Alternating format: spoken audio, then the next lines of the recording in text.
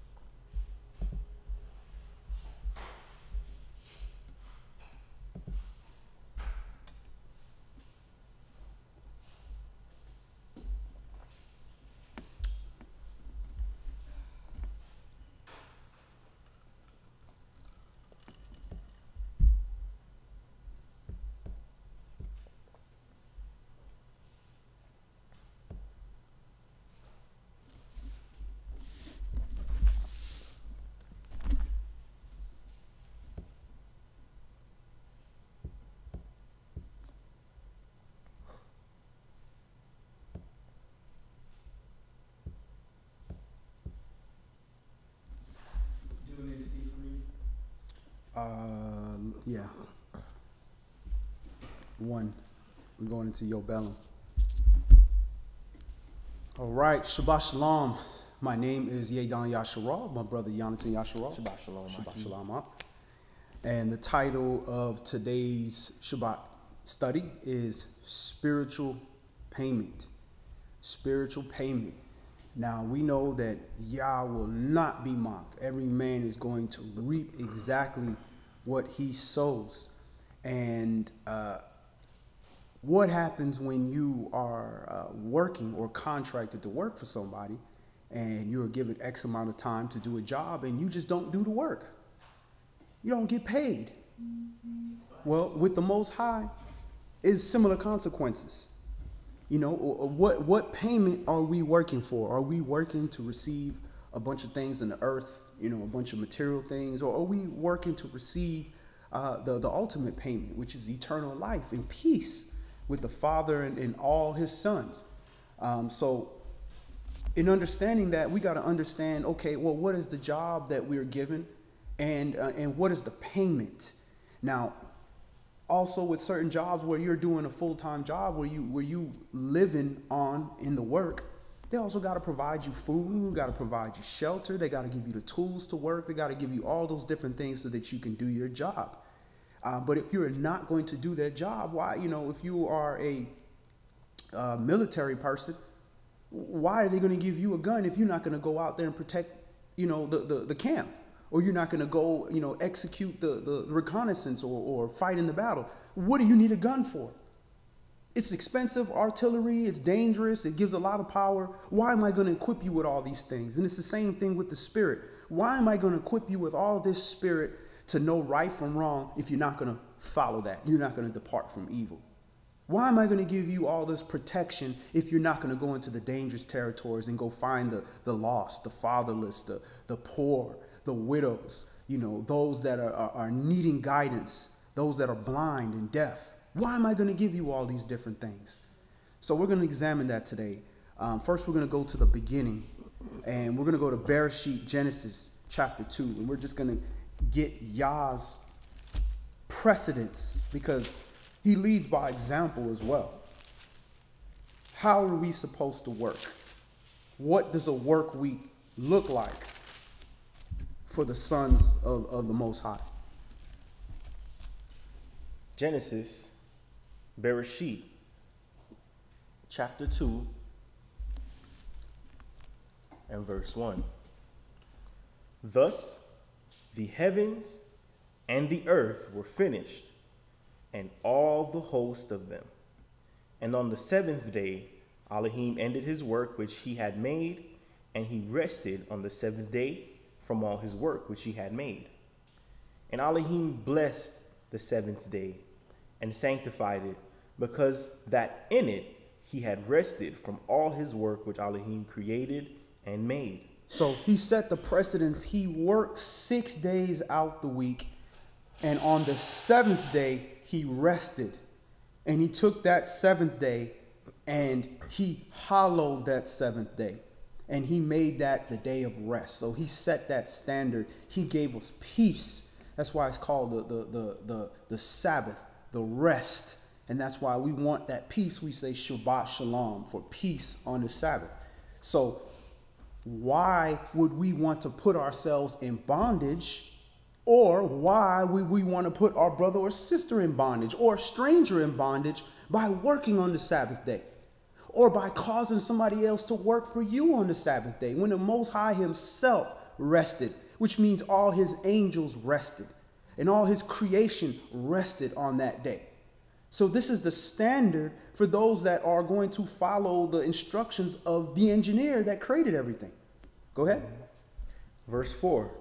These are the generations of the heavens and of the earth when they were created, in the day that Yahweh Elohim made the earth and the heavens, and every plant of the field before it was in the earth, and every herb of the field before it grew, for Yahweh Elohim had not caused it to rain upon the earth, and there was not a man to till the ground.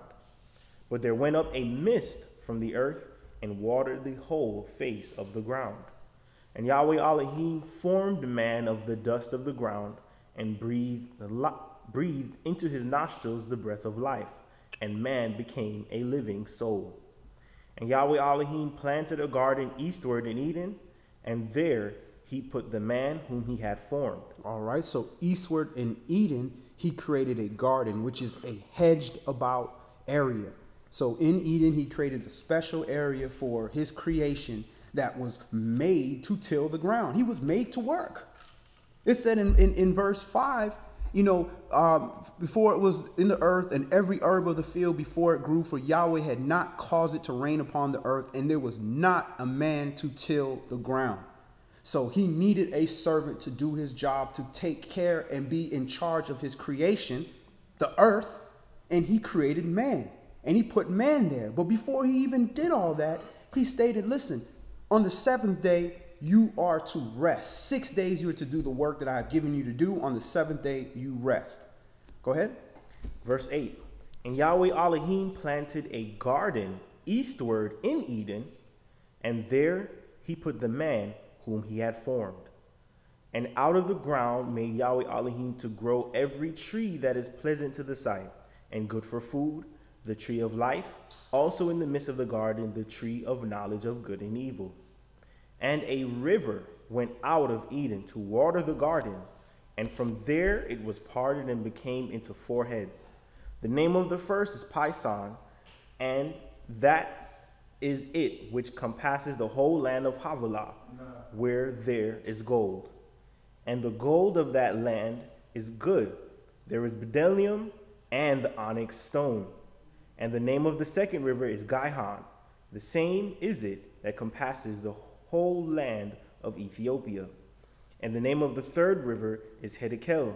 That is it which goes toward the east of Assyria. And the fourth river is Euphrates. So those rivers, you have the Havilah, the Pison, which is your Nile. You have the Gihon, which is your Blue Nile. And then you have Hiddekel, which is your Tigris. And then you have your fourth river is Euphrates. All of this is going through Eden. So where's Eden? Compasses the whole land of Ethiopia. It's Africa. It's in Africa. Exactly. It's in Africa. Euphrates, Tigris, the Nile. It's telling you where Eden is. Now, it's not telling you exactly where the garden is, but it's telling you where Eden is, where God's creation came from. Go ahead. Verse 15. And Yahweh Elohim took the man and put him into the garden of Eden to dress it and to keep it. All right. So he put him inside a hedge, a covering. So if you have a hedge or a covering, that means there's a reason you need to be covered. There's a reason you need to be protected. So he was being protected from something. Now, I don't have all that information, but he was being protected from something. Now, to be protected from something, I'm offering you this protection, separating you from anything else, because we know after reading further that there was another creation as well, separate from this creation, that was being protected from. But I'm going to protect you from all that if you come here and you do my work that I created you for to do. Go ahead. Verse 17. Verse 16. And Yahweh Elohim commanded the man, saying, of every tree of the garden you may freely eat, but of the tree of the knowledge of good and evil you shall not eat of it, for in the day that you eat thereof you shall surely die. So he told him specifically, well, these are the gardens in the midst of the garden. You have the tree of knowledge and good and evil, and the tree of life. That's in verse 9. So those are there, but Yahweh told him, don't eat of the tree of the knowledge of good and evil. He didn't necessarily say, don't eat of the tree of life, because they ate the tree of life. Who knows? Maybe they would have received the spirit of just righteousness, because there was no death at this point. So I don't see why they would eat the tree of life to live forever, but maybe they would have received the information that leads to life, that the righteousness. They would have just got all the righteousness. They didn't need the knowledge of evil. They might have just got the knowledge of good and said, oh, look, this is how we do every great thing in the world. Great. All right, you're old enough now, and you were curious enough, and you went and you ate of the tree of life, because I didn't tell you couldn't eat of that. Now you got all this great wisdom that we will probably get in the 8th day. Who knows? But he said specifically, don't eat of the tree of the knowledge of good and evil. Go ahead. Verse 18. And Yahweh Elohim said, it is not good that the man should be alone. I will make a help meet for him. So man was created to do a job. But for him to do his job, he needed a helpmeet.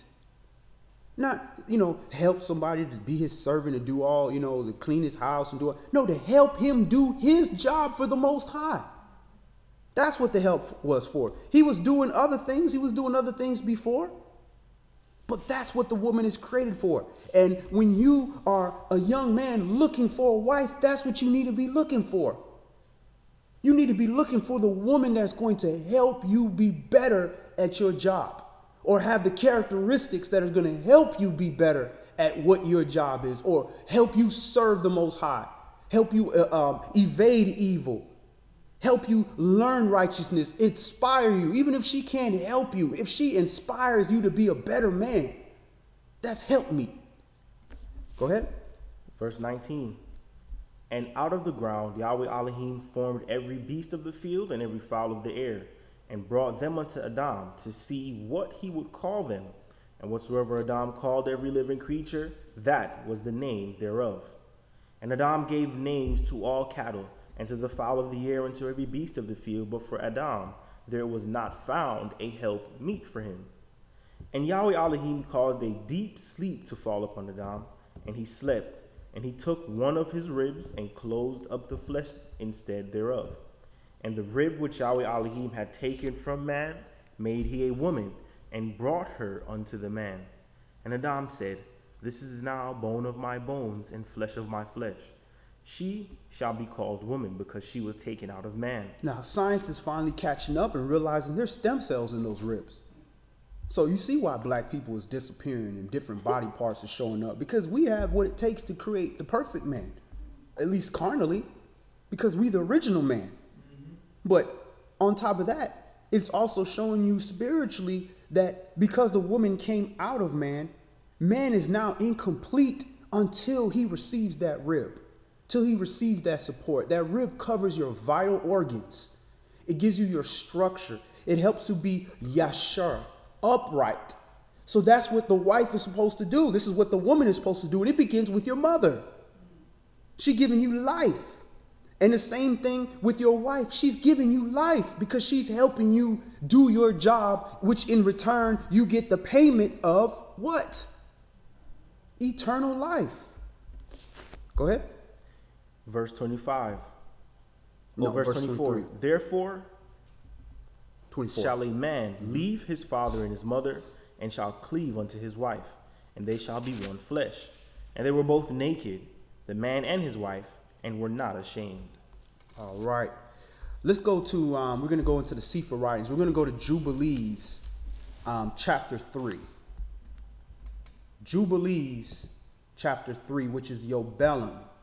If you do not have access to the Sefer writings, you can go into IsraeliteGathering.com and you can get access to all those writings. Everything that we'll ever read out of, you'll be able to access that.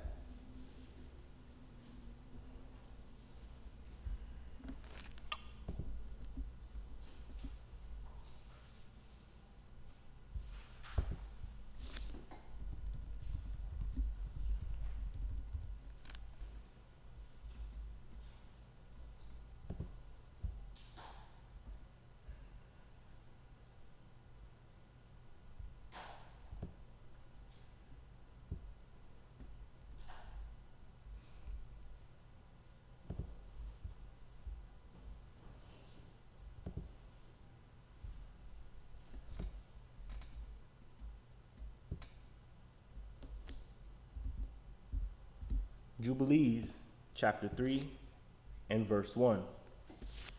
And on the 6 days of the second week, we brought, according to the word of Yahweh, unto Adam all the beasts, and all the cattle, and all the birds, and everything that moves on the earth, and everything that moves in the water, according to their kinds, and according to their types. The beasts on the first day, the cattle on the second day, the birds on the third day, and all that which moves on the earth on the fourth day, and that which moves in the water on the fifth day. And Adam named them all by their respective names, and as he called them, so was their name. All right, so he is naming all these creatures, and they're all coming to him. That means he has a responsibility. When you are naming something, that means you're responsible for that. You're not necessarily the creator, but you're responsible for that, and this is why you're naming. It's the same thing with a husband and a wife. He's naming his wife because she was under the household of her father, and now she is taking the husband's name. She's still her individual entity, just like these animals aren't Adam now. But at the end of the day, they're being named by him, and he's responsible for them. Go ahead.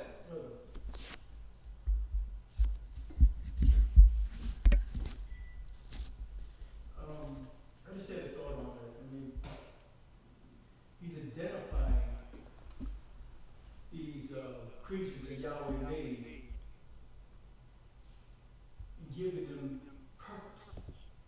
And the reason I say that is because people try to do the same thing when a child is taken, and they try to identify the child, and don't call the child just a child.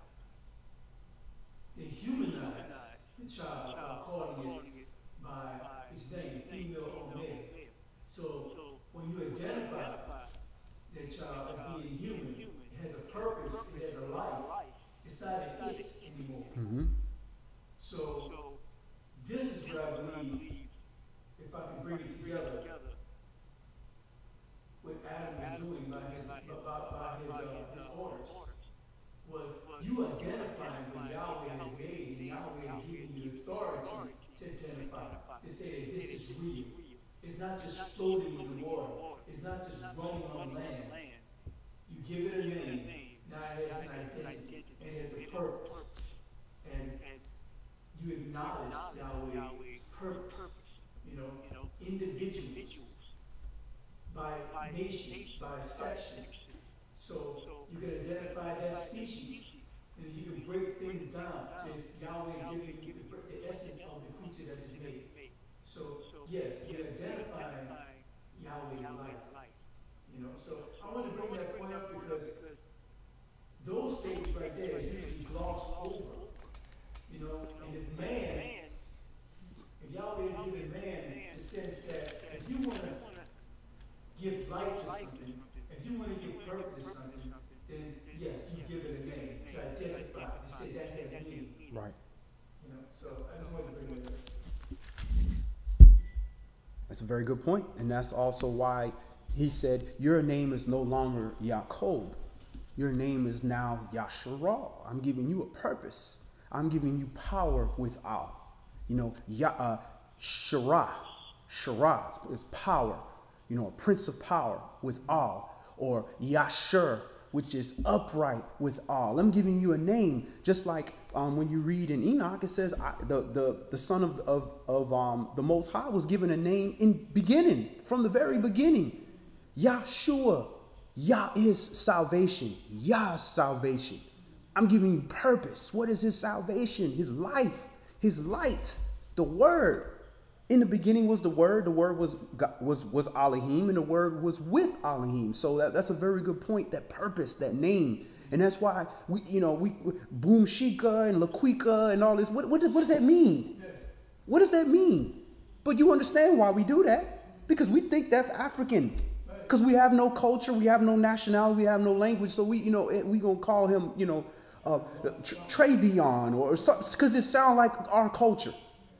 So we laugh at it, but at the same time, we can understand we're searching for something. Now we can go in here and we can find our culture, and we can give our children names that mean something, Yazaniah and Yonatan, and different names that have a meaning. Go ahead. Verse 2, and Adam named them all by their respective names, and as he called them, so was their name. And on these 5 days, Adam saw all these, male and female, according to every kind that was on the earth. But he was alone and found no helpmeet for him. And Yahweh said to us, it is not good that the man should be alone. Let us make a helpmeet for him. Yahweh, our sovereign ruler, caused a deep sleep to fall upon him. And he slept, and he took for the woman one rib from amongst his ribs. And this rib was the origin of the woman from amongst his ribs.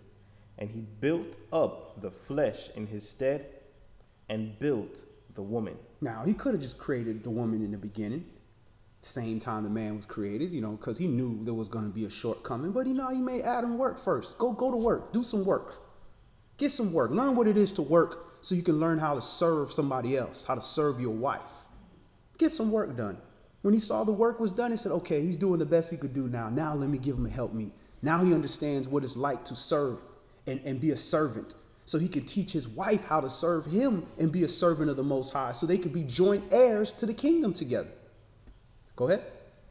And he awaked Adam out of his sleep, and on awaking, he rose on the 6th day, and he brought her to him, and he knew her and said to her, This is now a bone of my bones and flesh of my flesh. She shall be called Maisha, wife, because she was taken from her husband. Therefore shall man and wife be one, and therefore shall a man leave his father and his mother, and cleave unto his wife, and they shall be one flesh. In the 1st week was Adam created, and the rib, his wife, in the 2nd week he showed her unto him. And for this reason the commandment was given to keep in their defilement for a male 7 days, and for a female twice 7 days. All right, so this goes into Torah, where it talks about when you have a male child, the woman is unclean for 7 days, and then with the woman, she's unclean for twice as long, for the 14 days, and then they have the what is it, 40 days? Yeah, then 40 days of your purification process. Go ahead. And after Adam had completed 40 days in the land where he had been created, we brought him into the Garden of Eden to till it. And that's why you have that purification for 40 days. Same thing with the child. He was a newborn creature. Before he can come into the hedge of the Most High, he had to be purified for 40 days.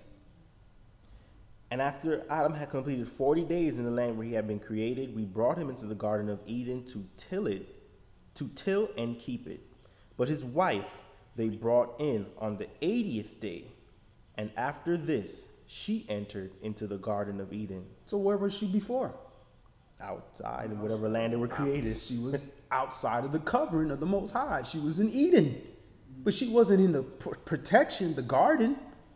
But Yahweh still preserved her for her husband. Go ahead. And for this reason, the commandment is written on the heavenly tablets in regard to her that gives birth. If she bears a male, she shall remain in her uncleanness 7 days according to the 1st week of days. And 33 days shall she remain in the blood of her purifying. And she shall not touch any Kodesh thing, nor enter into the sanctuary until she completes these days, which are enjoined in the case of a male child. But in the case of a female child, she shall remain in her uncleanness 2 weeks of days, according to the first 2 weeks, and 66 days in the blood of her purification, and they will be in all 80 days. And when she has completed these 80 days, we brought her into the Garden of Eden, for it is most Kodesh than all the earth besides, and every tree that is planted in it is Kodesh. Therefore was there ordained regarding her who bears a male or a female child in the statute of those days that she should touch no Kodesh thing, nor enter into the sanctuary until these days for the male or female child are accomplished.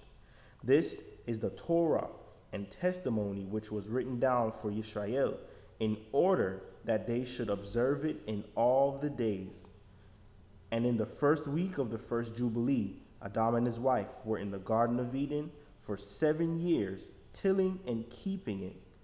And we gave him work, and we instructed him to do everything that is suitable for tillage. I know brother, we can talk about this a little bit, when we talk about women being pastors. Yahweh established this 40 days and this 80 days before, they entered into the garden, and she was not pregnant yet. She didn't have a baby yet. Right. He had to establish that because when that comes about, it's already in place. No. I wanted to express this point because there are women out there that, want to preach and be in churches and so forth, and teach, affirm the congregation for men and women. Right. But some women say, well, yeah, okay, I identify what you said because, we have the issue of blood, you have a period, so, we're unclean at that point in time, right? But after that, I can go on and teach, or what about, I don't have a period anymore. Mm-hmm. Well, she didn't have a period right then. Right. But she was unclean before Yahweh. You had to stay on the outside. And he separated her for that time. So it doesn't mean that she's going to be teaching his word to men and women. That she has a place of authority on that. Right. He established that thing. So it doesn't matter if you got a period or not. You are of the woman species. You cannot, be a priest. So I know you probably have a little more to talk about, but that's what they're telling you right there. Because I know people make too many excuses about what they want to do and not really reading the scripture to understand where this law comes from, why he establishes things, why he puts things in certain perspectives, and you're not supposed to go against it. Right. So, he stays right there. Right. The law is the law. People do what they want to do. You have your gifts for a reason, but everybody don't have to be the quarterback. Somebody got to catch a pass. Everybody can't be the running back. There's different people on the team, and Yahweh set up order, and he made the man first, and he brought the woman to support the man. So this is Yah's creation. That's his order. That's the way it's set up. It's not for us to try to decide what we want to do. If you have a gift and a calling, then go teach. Teach women. Teach what you're supposed to teach. Don't usurp your authority over somebody and go against the word that you're trying to teach. That just shows ultimate Jezebel type spirit where you want to do what you want to do regardless. I'm going to do wickedness for a good reason. No, that's lukewarm. You can't have bitter and sweet at the same place. If you didn't know that, you didn't know that. But once you are exposed to that, then you need to fall within the order. And we've had sisters that we've come across that have been in that scenario, that we're teaching. We're so-called pastors or ministers or whatever, and when they realize, wait a minute, I'm not supposed to be doing that, they resume their normal, their specific position they're supposed to do.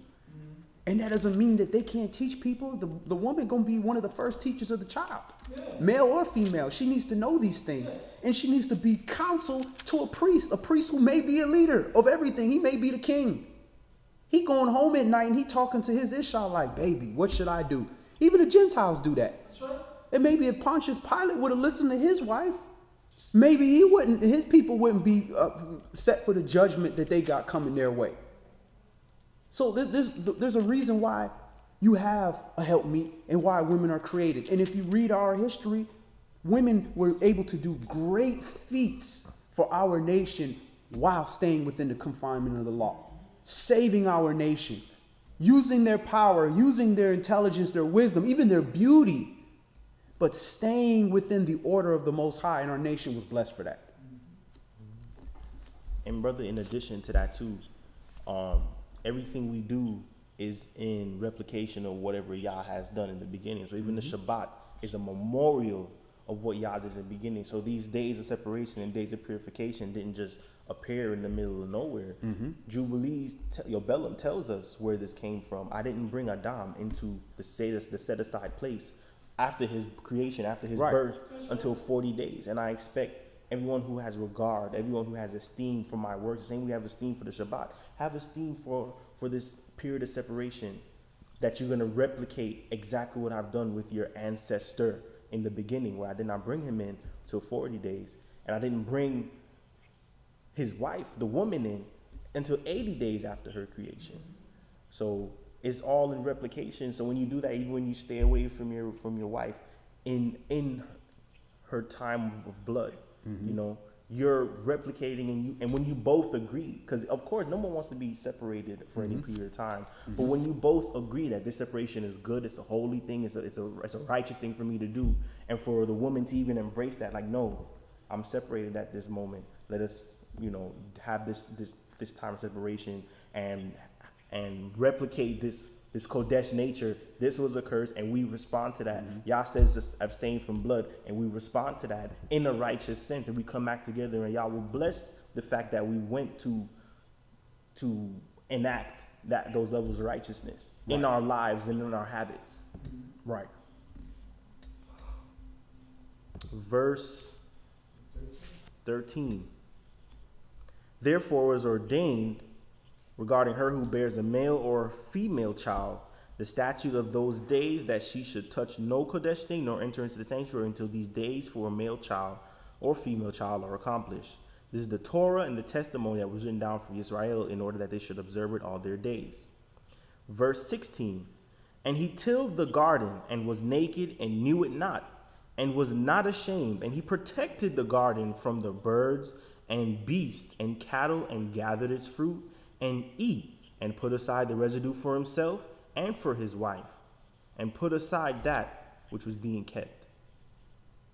And after the completion of the 7 years, which he had completed, there 7 years exactly, and in the 2nd month, on the 17th day of the month, the serpent came and approached the woman. And the serpent said to the woman, has Yahweh commanded you, saying, you shall not eat of every tree of the garden? Wow, what was he doing in there in the first place? Right. Yahweh allowed him to be in there because that spirit had a job, was perfect in its creation too, until wickedness was found in him. Because remember, Yah had established Adam to protect the garden, shoot the birds. So where'd this serpent come in at?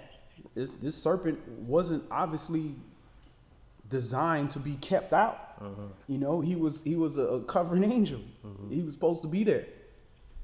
Go ahead. And the serpent came and approached the woman, and serpent said to the woman, has Yahweh commanded you, saying, you shall not eat of every tree of the garden? And she said to it, of all the fruit of the trees of the garden Yahweh has said to us, eat.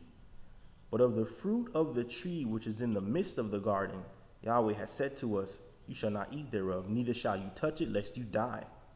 And the serpent said to the woman, you shall not surely die, for Yahweh does know that on the day you shall eat thereof, your eyes will be opened, and you will be as gods, and you will know good and evil. So the serpent obviously was there, you know, and he was around, and he did not want them taken from the tree of life, because if they would have ate of the tree of life, they possibly would have had all that information of righteousness.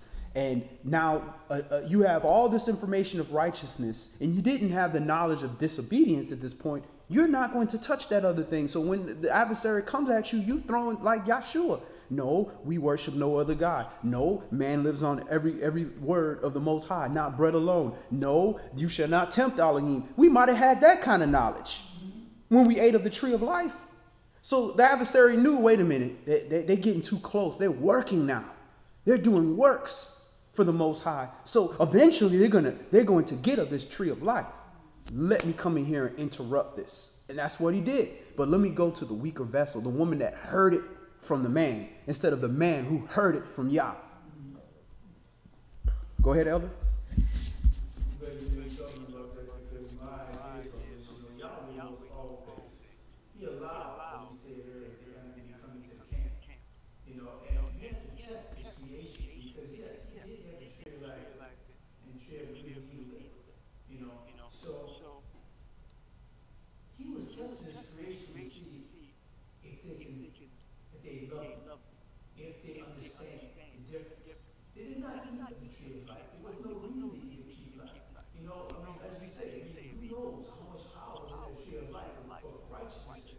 But he prepared them to go into the garden. He let them stay there 7 years. You know, and then he let the enemy come in to test where they were. So I look at it as Yahweh wanted creation to love him because they decided to love him, because they understood who they were, who he was. He didn't want puppets. That's easily we can make them puppets. And say, you know, they got a tree over there, we'll put that tree over there, and everything will be good because I give you this knowledge. But yet, you have to learn that knowledge. You have to be aware of that knowledge. You have to respect that knowledge. You have to go through something to say that knowledge I'm worthy of coming from my father, because my father said, okay, son, okay, my daughter, you've gone through these certain trials and you passed. You fought the good fight. Now you're worthy of this gift. Why will Yahweh continue to give us all these gifts and we're not worthy to because he created us? Right. He don't want puppets. He didn't make us like the animals of this world. He made us different. He made us basically to rule, to give authority to us. And yet, why would he give Adam all that power, all that authority over the animals? Why would he give him to name every animal in creation that he made? Why would he make him till the ground and protect it to guard the garden? Why would he give him a wife? You understand? That was going to help him. All these things led up to a test. And that test right there is going to determine your failure and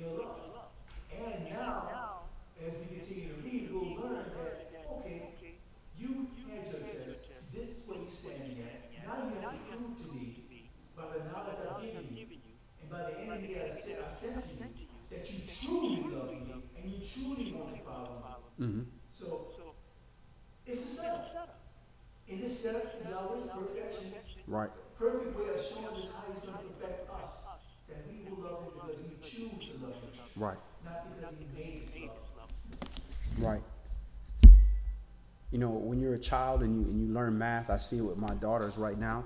You know, the younger ones, they learn in addition and they learn in subtraction and multiplication. And all of that is to learn to eventually solve a problem.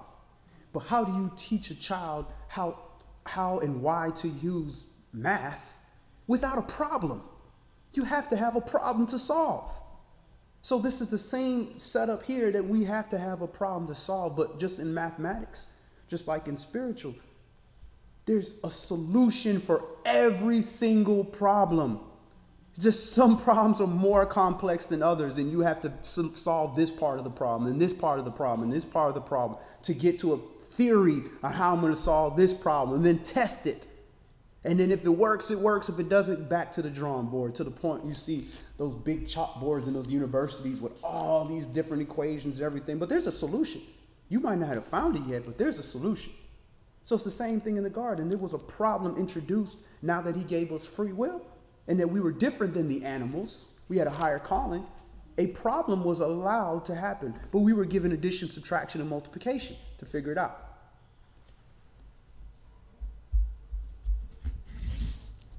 Go ahead, Elder.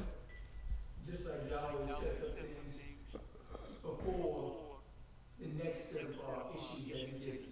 Just like he said, 40 days for the man, sanctification, 80 days for the woman, sanctification, free cover my God. Okay. Then he sends his other servant in, allows him to come and test his new servants. Okay. Now look at that situation. Why would he come in and try and tempt that woman? The reason they tried to come tempt that woman because he was a perfect creation when Yahweh made him. But yet he decided to go against the Father. So sin originated in him. So that had to be taken care of. So Yahweh got a new creation here. Then he said, that's going to take care of this problem. Right here. And I have to teach them, as you say, you got to teach your child one way. And there is a problem here.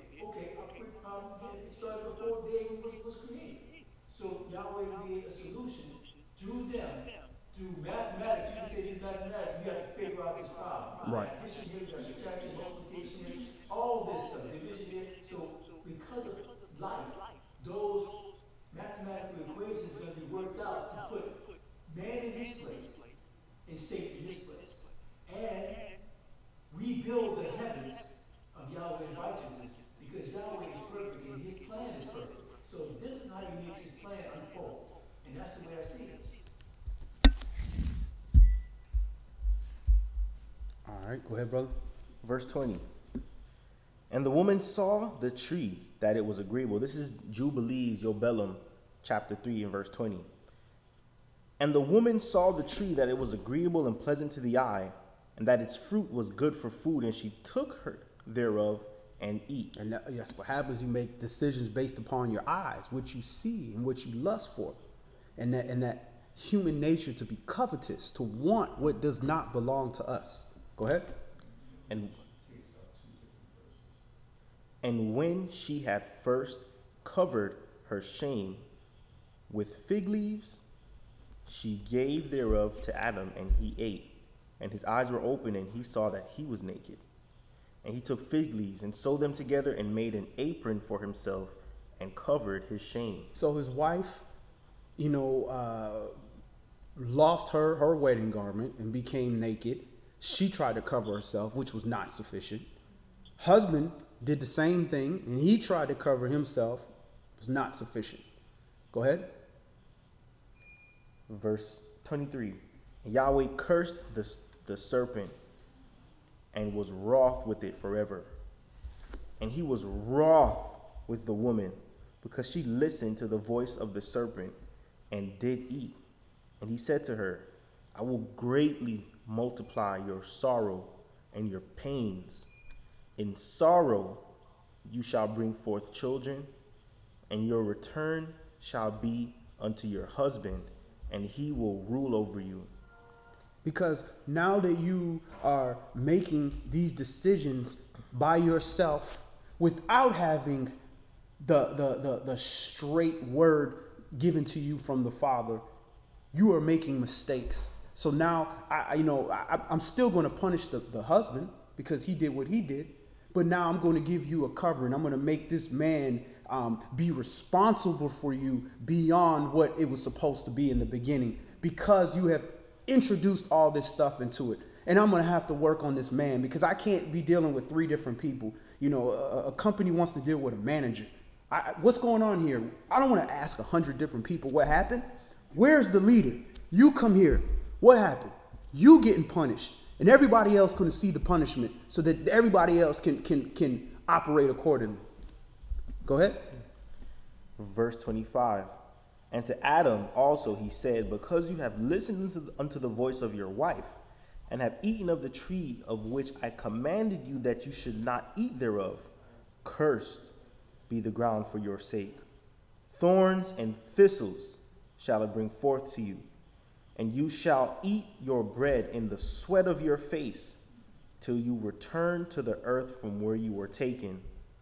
For earth you are, and unto earth shall you return. So from that day forward, it was the earth, the ground was cursed for our sake.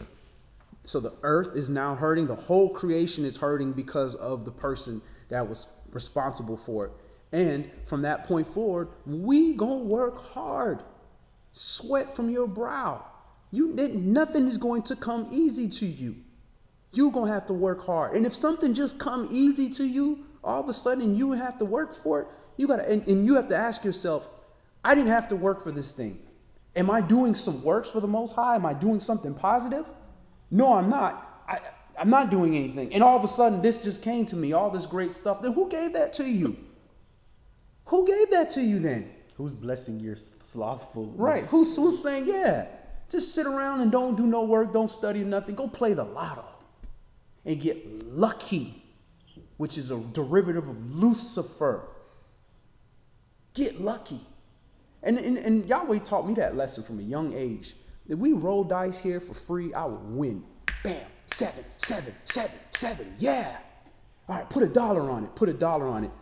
7. All right, put $1 on it. Cracked. Damn. Well, surely this is just one time. Okay, let's play CeeLo. We're going to roll 3 dice. Cracked. Damn. Over and over again, Yahweh taught me, I'm not giving you nothing. You're going to work for everything. So I gave up on all that. Eventually, when it's like $500,000, I'll play knowing I ain't going to win. But he set that standard. And with us, Hebrews, our captivity has been nothing but work, work, work, work, work, work. So get used to the idea that you're going to have to sweat for everything you have. And don't you enjoy it more when you work for what you got and you can sit back and say, I did this work. My own hands built this house or built this spiritual house. I did this. The Most High gave me the ability to do this. Go ahead. Verse 26. And he made for them coats of skin and clothed them and sent them forth from the Garden of Eden. And on that day on which Adam went forth from the garden, he offered as a sweet savor an offering, frankincense, galbanum, and stacte, and spices in the morning with the rising of the sun, from the day when he covered his shame. And on that day was clothed the mouths of all beasts, and of cattle, and of birds, and of whatever talks, and of whatever moves, so that he could no longer speak, for they had all spoken one with another, with one lip and with one tongue. And he sent out of the Garden of Eden all flesh that was in the Garden of Eden, and all flesh was scattered according to its kinds, and according to its types, and unto the places which had been created for them. My question is, in verse 16 is saying that he protected the garden from the birds and beasts and the cattle, and gathered all his fruit and ate. And then here it says that he drove out all the beasts and cattle that, or whatever moves, that was in the Garden of Eden. He said in verse 29, it says he sent out of the Garden of Eden all flesh that was in the Garden of Eden, according to their kind. So the question could be, were only some allowed, or did Adam kind of like slack on his job and like keeping everything out? and allowed the serpent to get in and whatnot? It's a good question. I think keeping them out of a certain part, away from eating the fruits, I think more that was more the focus rather than just keeping them away completely, you know. But that's a good question. He could have been slacking on his job, and he didn't keep out everything, and he let this snake slither in there. Verse 29, he sent out of the Garden of Eden all flesh that was in the Garden of Eden, and all flesh was scattered according to its kinds, and according to its types, unto the places which had been created for them. And to Adam alone did he give the wherewithal to cover his shame of all the beasts and cattle. On this account it is prescribed on the heavenly tablets as touching all those who knew the judgment of Torah, that they should cover their shame, and should not uncover themselves as the Gentiles uncover themselves. And on the new month of the 4th month, Adam and his wife went forth from the Garden of Eden, and dwelt in the land of Elda, in the land of their creation. So where's Elda?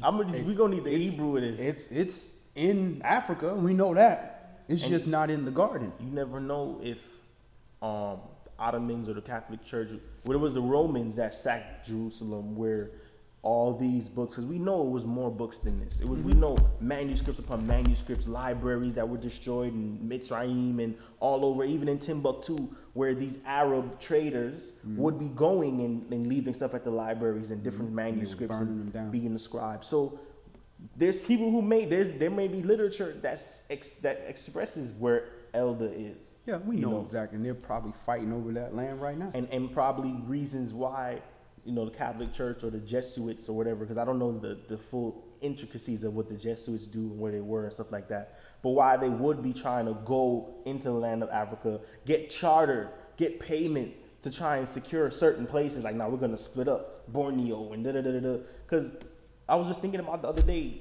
Africa in itself has over like 1,000 different languages and dialects of speech and things of that nature.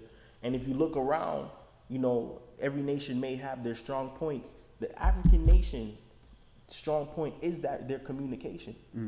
Twitter and stuff, they say we run Twitter, the Black Twitter, and our activity on Facebook and all types of social media. We are very social. Right. Even to the point where now we don't even have to talk. We see another black brother on the street, we just be like, yo, it's good. Like, meaning, and what that nod really means is you understand the struggle. I trust you if something goes down. Me and you are on one accord, we good. That's all you gotta do, because we have to sub-navigate whatever master is dealing with. So we're not allowed to talk, but that says a whole paragraph just like that. Right. So being why they would have went in the land of Africa and like secured certain places, and they tried to lock down Ethiopia, and y'all wouldn't give it to them. Nah, they couldn't touch Ethiopia. That was the only African nation that was not dominated by Europe. And that happens to be the nation that gave us the seafood. The Kush writings. Yeah, and according to Yashur, Moshe was the king of Kush for 40 years. And Yashur is referred to in the Torah as according to the book of Jasher. So, we know that their writings were there. And they kept these things away from us. But the one good thing about this is it says that the Gentiles were lovers of knowledge. So they're not going to burn everything. They're going to keep some for themselves, and they're going to burn the stuff that y'all can get to.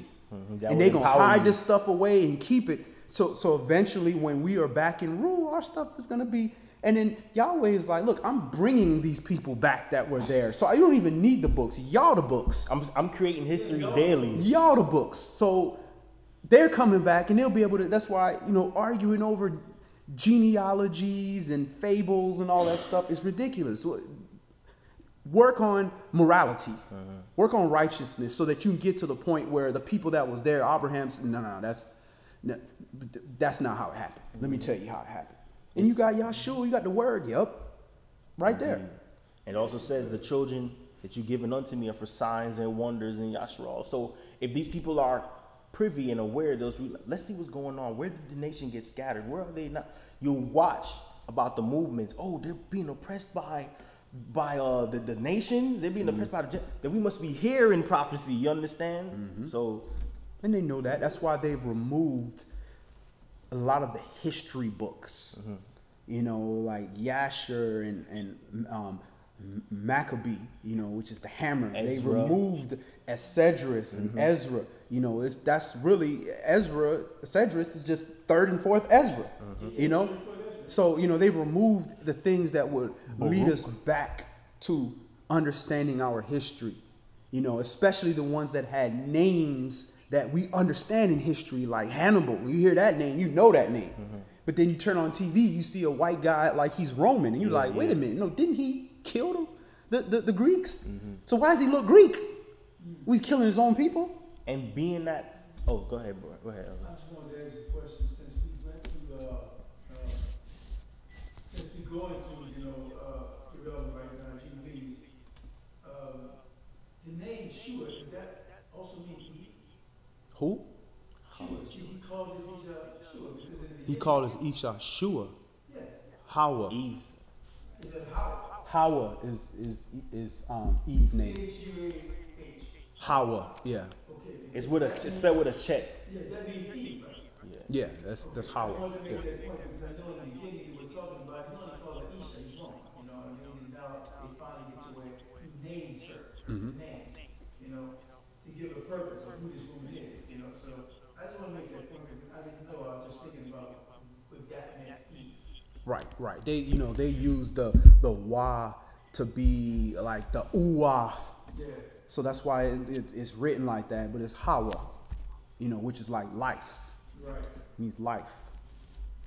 And to get back to what you were saying concerning Hannibal, to this day, because I haven't done the research about who he was and whatever, when I hear that name, I think of European, and I can't put the proper, put it in its proper geographical context. He was proper the king cultural of context. Africa. I never knew And that. he came and he fought Latinus, where you get Latin from, in Kittim, in Greece. So he came and fought them and stayed up there. And this is the part of history where they call the Dark Ages. So it's giving you a timeline when things happen in our biblical account from Africans. And like, okay, it was with the Ethiopians, but then it talks about Ethiopia's dirt. So okay, if they're obviously keeping records because nobody, if you're going to let me write my book, my story, I'm not putting my dirt. I was born and then I started preaching. Like, well, what happened to all the other stuff in between? Like, it doesn't matter. It's the book of Yadon, But they kept history. You know what I'm saying? Like, they kept history of these different things. So this is why they pull those historical books out, because they don't want you to know your history. Because if you know your history, be like, man, we're holy people. And what am I have doing? faith. Let me pull up my pants. Yeah, pull up your pants. Go ahead. Gird up your loins. How you gonna carry a sword in your pants hanging off your behind? We know you're not carrying a gun. That's one thing we knew as kids. Street kids, we saw you with your pants hanging out. We know we'll rob you. You ain't got no gun. He ain't got no weapons. He got his behind hanging out. We gonna have his chain. Go ahead. Verse 32, and on the new month of the fourth month, Adam and his wife went forth from the Garden of Eden, and they dwelt in the land of Eldah, in the land of their creation. And Adam called the name of his wife Eve, and they had no son till the first Jubilee. And after this he knew her. Now he tilled the land as he had been instructed in the Garden of Eden. All right. Again, started with work, messed up. What'd he do? Got back up. Accept the punishment and let me just do my work. It's going to be harder work now. I made it harder than what it was. I used to be able to just grab fruit and everything and animals. Hey, lion, go over there. Yeah, I could talk to him. No everything. thorns. Nothing. Now we got thorns and thistles, and you got to wonder if something going to grow and all this stuff. But he could have stopped working and said, you know what, I'm pissed off. That's what a immature child does. But instead, got back to work. There's a lesson in that. Let's go to Yeshaya, Isaiah chapter 5.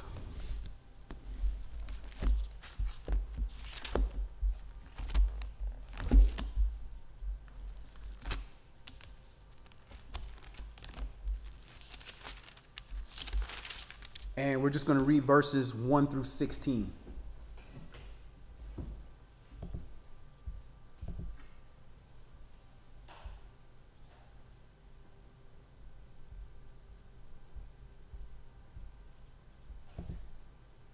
Yeshayah or Yeshayahu, chapter 5, and we're going to read this 1 through 16. Now will I sing to my well-beloved a song of my beloved touching his vineyard. My well-beloved has a vineyard in a very fruitful hill, and he fenced it and gathered out the stones thereof, and planted it with the choicest vine, and built a tower in the midst of it, and also made a winepress therein.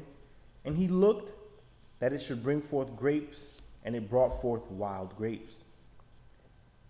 And now, O inhabitants of Jerusalem, and men of Yehuda, judge, I pray you, between me and my vineyard. What could have been done more to my vineyard that I have not done in it? Why, when I looked that it should bring forth grapes, brought it forth wild grapes? This is what? Poison berries, right? Poison berries. Right. And now go to, I will tell you what I will do to my vineyard. I will take away the hedge thereof, and it shall be eaten up, and break down the wall thereof, and it shall be trodden down. And I will lay it waste, and it shall not be pruned nor digged, but there shall come up briars and thorns. I will also command the clouds that they rain no rain upon it. For the vineyard of Yahweh of hosts is the house of Yashral, and the men of Yehuda his pleasant plant. And he looked for judgment, but beheld oppression, for righteousness, but beheld a cry. So this is also the garden. Hey, I built this garden, and I put you here to do this work, and you were supposed to be this great creation that I put. But I see poison berries. I see some, my people running from me, hiding from me. When I'm coming to talk to you, what you running for? Why are you hiding? I put you in this hedge, and I gave you everything, and you're producing this disobedience. And that same spirit has now passed down from generation to generation, and we still doing the same thing. Go ahead. Verse 8. Woe unto them that join house to house, that lay field to field, till there be no place, that there may be placed alone in the midst of the earth. In my ears, said Yahweh of hosts, of a truth many houses shall be desolate, even great and fair, without inhabitant. Yea, 10 acres of vineyard shall yield one bath, and the seed of an omer shall yield an ephah. Woe unto them that rise up early in the morning, that they may follow strong drink, that continue until night, till wine inflame them. And the harp and the viol, the tabret and pipe and wine are in their feasts, but they regard not the work of Yahweh, neither consider the operation of his hands. Therefore, my people are gone into captivity, because they have no knowledge, and their honorable men are famished, and their multitude dried up with thirst. Well, wouldn't any man do that if he builds a vineyard and he's expecting to get this grapes that he can give his first fruits unto the Most High, and he can have all these different things, and then it's poison berries? He's going to say, man, I need to restart. Let me get rid of this wicked stuff and try again. Go ahead. Verse 14. Therefore the grave has enlarged herself, and opened her mouth without measure, and their glory and their multitude and their pomp, and he that rejoices shall descend into it. And the mean man shall be brought down, and the mighty man shall be humbled, and the eyes of the lofty shall be humbled. But Yahweh of hosts shall be exalted in judgment, and all that is holy shall be sanctified in righteousness. So at the end of the day, Yahweh going to get his glory. He's going to get his glory either in you doing your works for the Most High, receiving your spiritual payment, or you being destroyed. At the end of the day, he's still getting his glory. You choose. You got free will to decide what part of that glory do you want to be. Let's go to Lucas chapter 20. Luke chapter 20.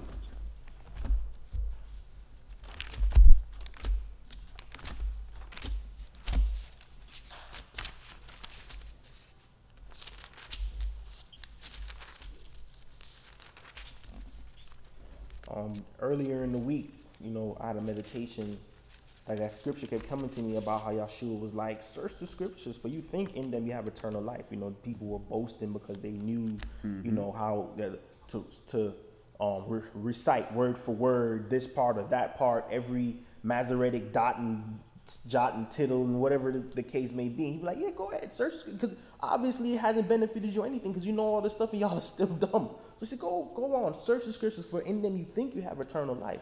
But then I was thinking, like, these books are a window into a specific time period where Yah has done great things, and you know, for our signs and our wonders, but Yah is still doing things in the midst of us. And we need to make sure that we are paying attention to our own story. Are you acting in a manner that is worthy of the scriptures that you read? Are you behaving in a manner that's reflective of what you're learning? Because a lot of times people know a whole lot from scribes, Pharisees. He's like, yeah, go ahead, read some more. Here, I got piles and piles of scripts and history you want to read, go ahead. But it's not making you any more wise. It's not making you any more usable to Yah. If anything, your learning has brought you backward. So we may need to be more aware that there is a book of your life being written that you're going to be judged at the end of the day. At the end of this life, he said the books were open. One of those books is, what did you do with what I gave you? Right. What did you do? What were your acts? What were your works? Even when I gave you books that would give you more understanding as to, what are you gonna do? You see how Dawid did? He approached a giant and threw a stone and it knocked him down. Right. So now you have all these giants in your life. Are you gonna cower back and run away? Or are you gonna take heart? Be like, yo, look, I don't have much, but one of these things I have in my arsenal is gonna knock down this giant. And I have faith and trust in Yah that I'm gonna do it. He didn't just come out and I trust in my own ability. Right. Now he said, no, he defies the Elohim of all Yasharal.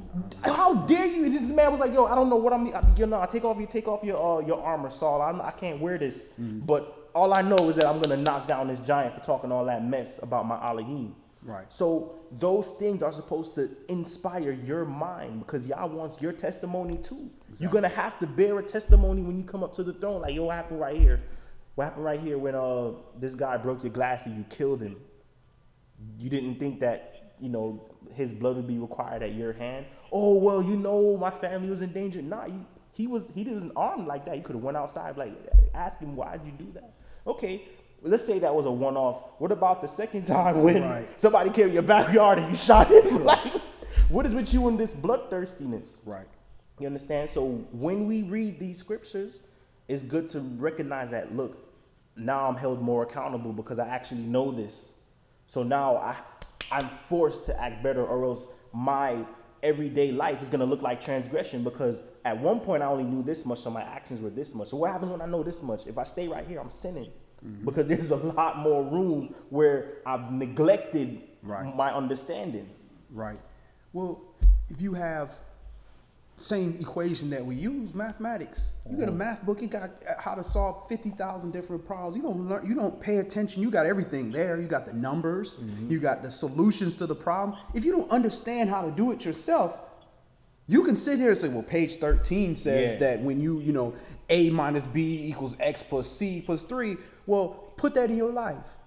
But A minus B equals, but you don't know how to use it. It's useless. Recite it. And this is what people are doing. They're reading this stuff and reciting it. Well, how are you departing from evil with it? Well.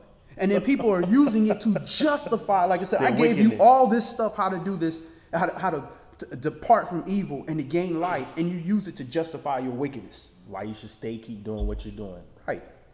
Go ahead, Elder. Part of this, that's why Yahweh put repentance in it. You put repentance in it because you're supposed to remember things that you should have done. It's supposed to come back to your mind when you act a fool. You did stupid things. You neglected to do what Yahweh wants you to do.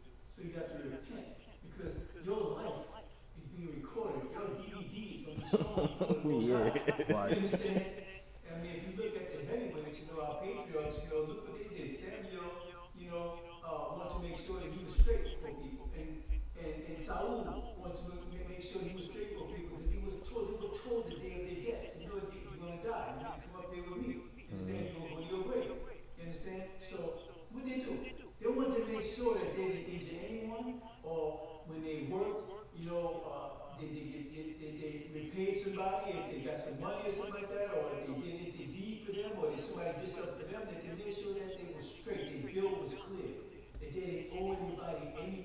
The scripture talk about owe the man nothing. You know what I mean? So they made sure they was right. If I hurt your feelings, if I injured you in any possible way, I repent. I'm sorry. Forgive me. You know what I mean? Why? The one to make sure that their linen was clean, as clean as they could possibly get it. You know, and Yahweh will do the rest. You know, I guess He allows us to give seed and maybe drop of water. You know, on that seed, if that's His will. But He's going to want them to give the increase. So that's why He tells us, you know, hey, check yourself. If you judge yourself, I don't have to judge you because you've done the job I've asked you to do. No, but be mindful. Don't get puffed up and prideful. Always check yourself. Dawid asked Yahweh, cry out to Yahweh, you know, to check it. You know what I mean? So he don't err in his ways. You know, so yeah, he's trying to tell us over and over again. Be mindful of what you do. Because I have to judge you. If you don't allow me to judge you because you're doing the job you're supposed to do. And my son will give you good faith. How you say it? Well done, my good faith, my good faith servant. Enter into your peace. You understand? So this is the words we want to hear. We don't want to hear, I never knew you. Depart from me. You work of iniquity. Right. Luke chapter 20. And we're going to read verses 9 through 18. Luke chapter 20, and verses 9 through 18. Then began he to speak to the people this parable. A certain man planted a vineyard and led it forth to husbandmen, and went into a far country for a long time. And at the season he sent a servant to the husbandmen that they should give him of the fruit of the vineyard. But the husbandmen beat him and sent him away empty. Now, we just read in Yeshaya who the vineyard is. We're the vineyard. Go ahead. And again he sent another servant, and they beat him also, and entreated him shamefully, and sent him away empty. So we are the vineyard, and Yah keeps sending his prophets to come over here like, yo, we're here to collect this fruit, but I see poison grapes here. What's good? Instead of solving the problem, they beating the servants. Beating the servants for coming there to collect on righteousness. Go ahead. Verse 12, and again he sent a third, and they wounded him also, and cast him out. Then said the owner of the vineyard, what shall I do? I will send my beloved son. It may be they will reverence him when they see him. Well, you know, I'm going to send Hamashiach. Surely they'll recognize my son because you don't see the resemblance. Look at him. He looks just like me. He's keeping all the laws. He's walking in righteousness. He's merciful. He's doing miracles. Surely they're going to reverence my son. There's no way. These people fear me. They saw what I did to them. There's no way they're not going to reverence me. Go ahead. Verse 14, but when the husbandmen saw him, they reasoned among themselves, saying, this is the heir. Come, let us kill him, that the inheritance may be ours. So they cast him out of the vineyard and killed him. What therefore shall the owner of the vineyard do unto them? So they took him without the camp, outside of Yasharal, and they hung him from a tree. Now, this is a common sense question. What do you think the owner of the vineyard is going to do unto those people? Go ahead. He shall come and destroy these husbandmen, and shall give the vineyard to others. And when they heard it, they said, certainly not. And he beheld them and said, what is this then that is written? The stone which the builders rejected, the same is become the head of the corner. Whosoever shall fall upon that stone shall be broken, but on whomsoever it shall fall, it will grind him to powder. I'd rather be broken than to be grind into powder. You know, I'm broken. You can kind of put me back together. I'm in powder. What you gonna do? To be straw and drink it? I mean, it is what it is. And then, since those are the other two options, instead of having that stone just break you and inflict, do that yourself. You know, be contrite. Fall upon this stone. Solid foundation. Humble yourself. Hit your knees. Pray. Create in me a new heart. Indeed. You know, purge me with hyssop. You know, I am broken. I'm humble and contrite. Listen, this ain't right. I'm supposed to produce vineyard grapes. Yes. Grapes the size of your head. But instead, I'm producing poison. Something's not right here. I'm broken. But you come into the Most High in your haughtiness with no works, no fruit of the Spirit, nothing, and you think it's all right. No, I don't need nothing of this. We need to get rid of this. Ashes to ashes, dust to dust. Get rid of this. All right. Let's go to Galatians chapter 6. Chapter 6.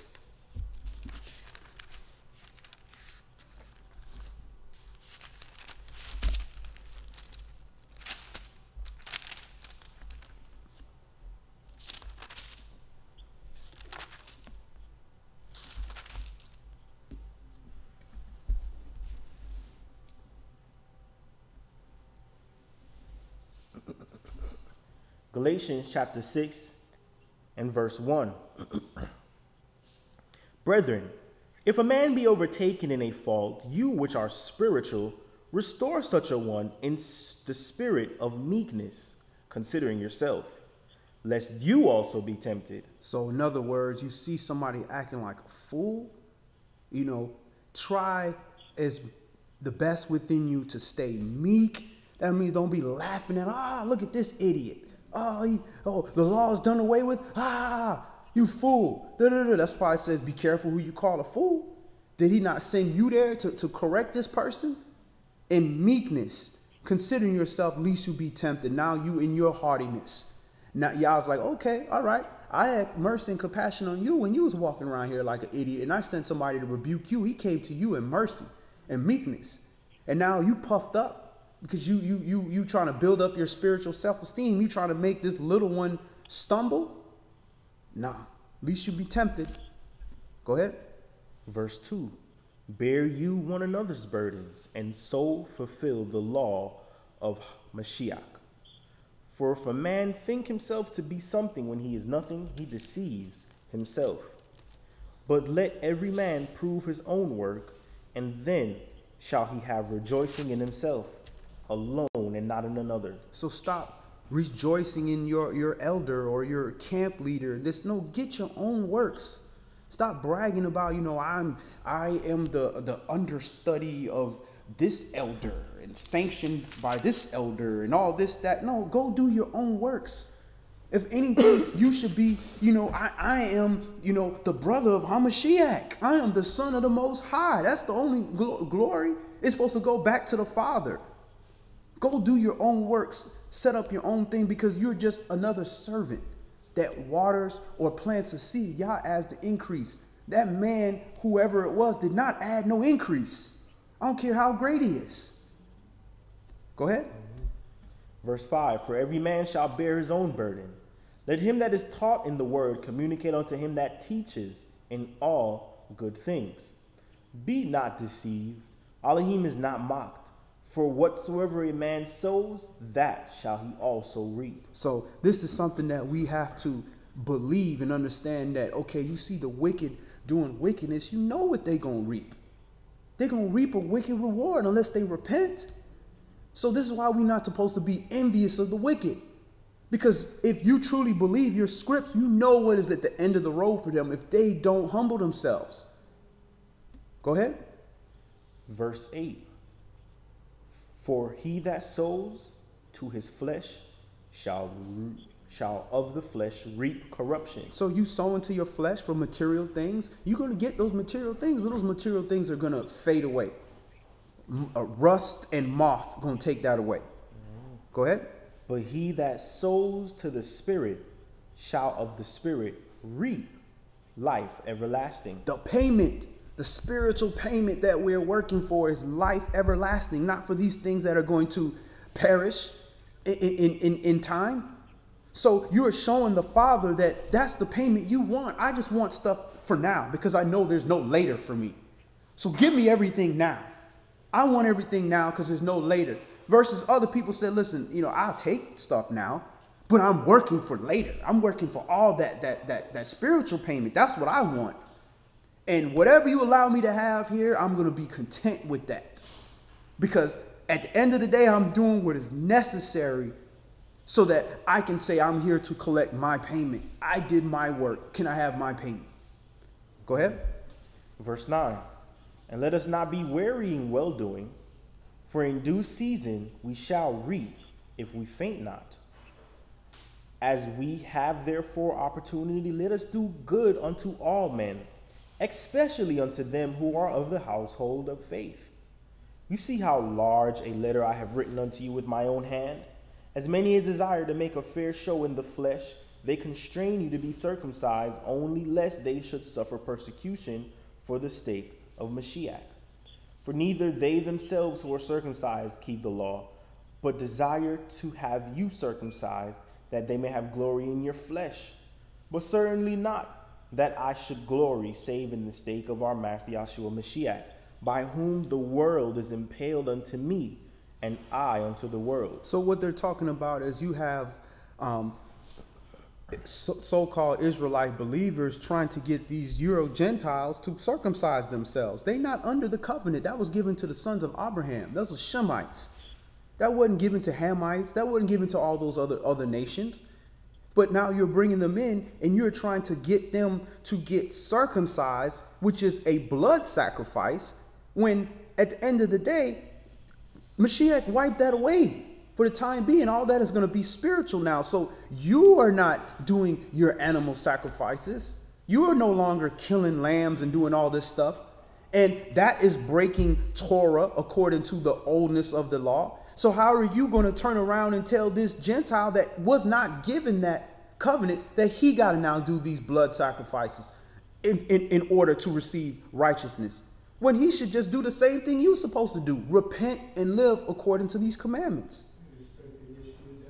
It was hypocrisy. Go ahead. Mm-hmm. And verse 12 is sticking out to me too. It says, as many as desire to make a fair show in the flesh, they desire you to be circumcised, only lest they should suffer persecution for the sake of Mashiach. So basically, I'm sure he's talking about Judaizers here and wanting to see, oh, look, my proselytizing is working. Look, I have all these Gentiles. Look at all these circumcised people walking around here. Right. All in an attempt to evade what Mashiach came for. Exactly. They don't want to suffer for the sake of the state. They don't want to preach in that. We're doing this way. Any Gentiles that come among us must be circumcised.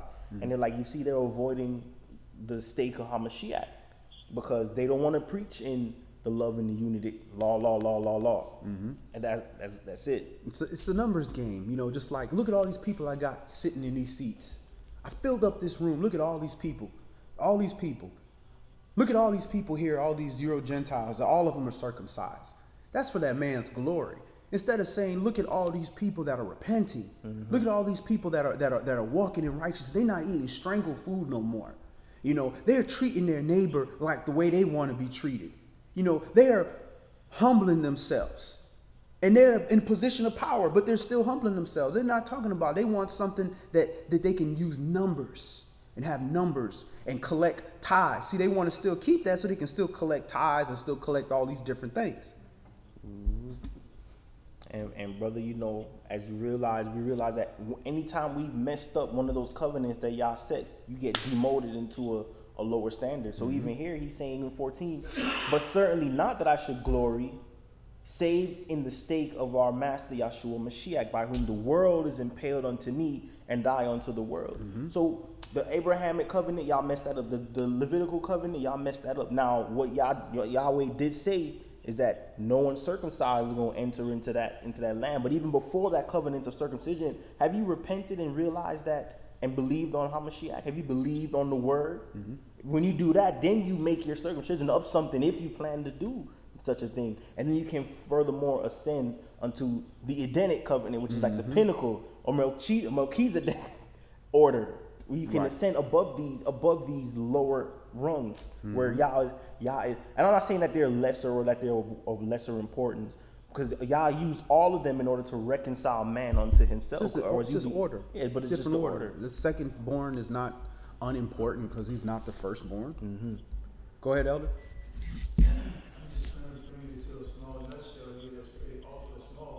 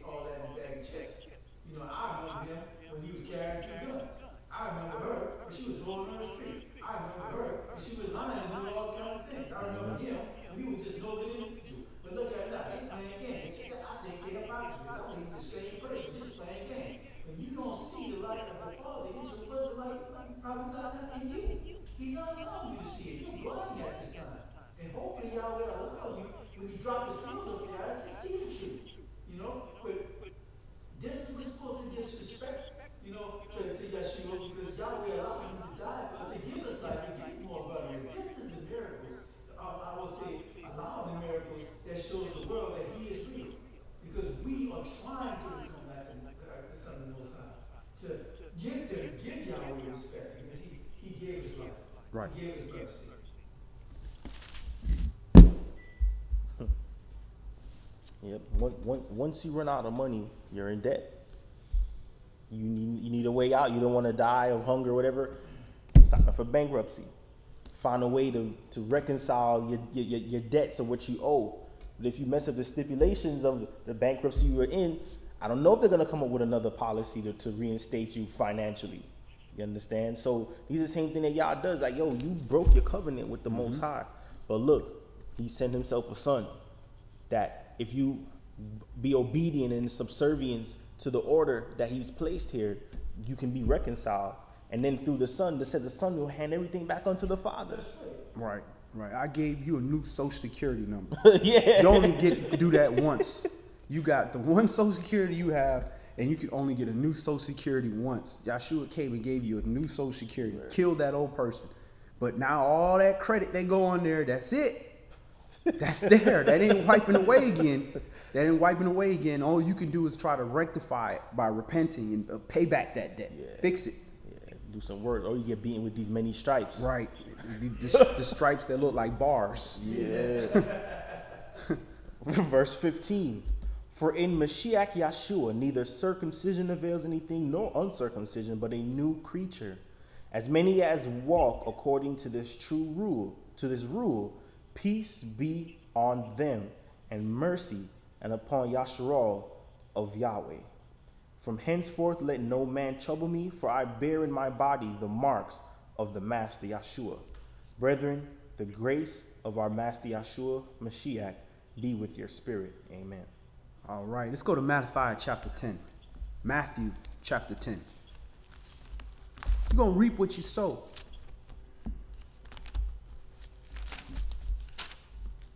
And if you are a believer, why would you feel that your hard works for the Most High is not going to be rewarded? You don't worry about if your boss going to pay you at work. You just trust that you're going to get paid. Then you do the work. You signed up, you sign your W-4 or whatever, and you go to work and you do what you got to do, and you trust that every 2 weeks or every month or every week, however you get paid, you're going to get paid. But then we want to question the Most High whether he's going to pay us for the works that we do, because we don't see a check, a physical check being written. Matthew chapter 10, and let's start this at verse 1. And when he had called unto him his 12 disciples, he gave them power against unclean spirits to cast them out and to heal all manner of sickness and all manner of disease. Now the names of the 12 apostles are these: the first Simon, who is called Peter, or Kepha, and Andrew his brother, Jacob, James the son of Zebedee, and Johanan his brother, Philip and Bartholomew, Thomas, and Matthew, Mattathiah the publican, Jacob the son of Alphaeus, and Lebbaeus, whose surname was Thaddeus, Simon the Canaanite, and Judas Iscariot, who also betrayed him. These 12 Yahshua sent forth and commanded them, saying, Go not into the way of the Gentiles, and into any city of the Samaritans. Enter you not. That's order. You start at your house first. You start with the children of Yasharal. That's where your ministry is. So if we are the children of Yasharal and we are learning this righteousness, that's who we go to first. We go to our people. Why? Because he who feeds another before he feeds his own is worse than an infidel, worse than somebody who doesn't even believe in the Most High. Because he could have put you as the father over those kids, but instead he put you the father over your kids to make sure your kids ate. So you start there first. But also on top of that, how are you going to go to these other nations when your own people trying to kill you and they know the law? What do you think these other nations going to do? You come in here messing with their commerce and messing with their religious systems and their idols and all. They finna kill you. And how you going to do the job if you getting killed off? Same thing he had to do with Saul. Saul wanted to go to Jerusalem. He wanted to go to his own people. But he said, no, I got something different for you. because he went to his own people and his people tried to murder him. He couldn't even walk in Jerusalem. So he had to go out about and deal with the children of Yasharal that were outside of Jerusalem. Verse 6. But go rather to the host of the sheep of the house of Lost. Yasharal. Go rather to the lost sheep of the house of Yasharal. And as you go, preach, saying, the kingdom of heaven is at hand. Heal the sick, cleanse the lepers, raise the dead, cast out demons. Freely you have received, freely give. So this was work that you were doing. It wasn't go charge people for these things. Go make commerce out of people. No, that's not what it's for. So you don't need a 501c3 for this, to do this type of work, because you're not supposed to receive profit from this stuff. When you're profiting of doing this type of work, you're supposed to receive Yah's payment for this work, because you being any kind of ministry or church, you already tax free. You don't pay taxes.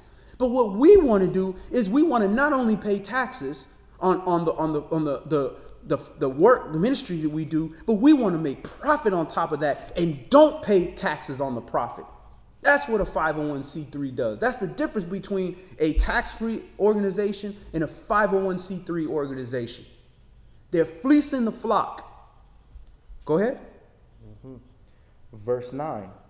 Provide neither gold nor silver nor brass in your purses, nor scrip for your journey, neither 2 coats, neither shoes, nor yet staves, for the workman is worthy of his meat. Y'all gonna take care of his servants. You ain't gotta worry about all that. You're gonna have a place to live. You're gonna have food to eat. You're gonna have clothes on your back. What does it say? What was it in Ecclesiastes? Or whatever. Of all my life, I've never seen the righteous beg for bread, or the son of the righteous begging for bread. He gonna take care of his own. How you gonna doubt the creator of all things that they got birds flying around eating? Go ahead. Verse 11. And into whatsoever city or town you shall enter, inquire who in it is worthy, and there abide till you go thence. Who in here esteem the Most High? Who in here trying to keep these commandments? Who in here trying to learn this righteousness? You? All right, that's where we gonna go. And when you come into a house, salute it. And if the house be worthy, let your peace come upon it. But if it be not worthy, let your peace return to you. And whosoever shall not receive you, nor hear your words when you depart out of that house or city, shake off the dust of your feet. So you enter into the house, you greet it. Shalom, peace, from the servants of the Most High.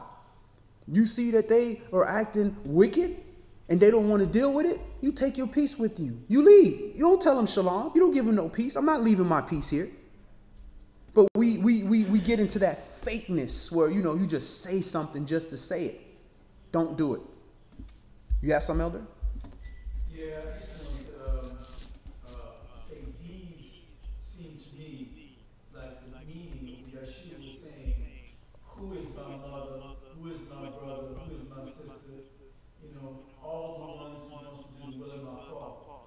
You know, when you look at that statement, you break it down, this is what he's talking about. He told his disciples, you know, you give this word freely, all right? And then he's telling them, go and find, you know, who is worthy and stay there, because they believe in the Father. They want to do his will. And if you continually leave them down, you know, if they don't want to, hey, take your peace back, you know, because when you tell somebody, you know, Shabbat Shalom or Shalom, you give them peace. You preach the word, you give them peace, you give them Yahweh's love. If they don't want it, it's coming back to you. You want it done for your feet. You know what I mean? You Right. did the job that Yahweh gave you to do. You know, so I wanted to bring those points up because a little bit more knowledge to tell our brothers and sisters and us, you know, that this is what Yeshua was talking about. This is my family. My family does my Father's will. Right. So I just wanted to bring that point up. Right. And that also goes hand in hand with not casting your pearls amongst swine. The peace is the righteousness of this word. It's not only just a shalom. So when you are preaching this word to folks and they say they worthy, and you say you a commandment keeper. Oh, you say you about the Most High. Oh, you say you love the Lord. Oh, okay. Yeah. Well, then here's the Mashiach. Here's the word. And then they don't want it. You don't keep forcing it on them. No. You rebuke them. You say what you got to say and you be out your business. You'll stay there. These people will kill you. You don't stay there. You do what you got to do, and you wipe the dust off your feet and keep it moving. Go ahead. Verse 15. Verily I say unto you, it shall be more tolerable for the land of Sodom and Gomorrah in the day of judgment than for that city. Because it's better for these places than for people that are going to blaspheme against the Holy Spirit and say, nah, this is truth. No, I don't think this is true. No, this is wickedness. You telling me to keep the Sabbath day? That's wicked. You're preaching bondage. Really? How is resting on the Sabbath day bondage to you?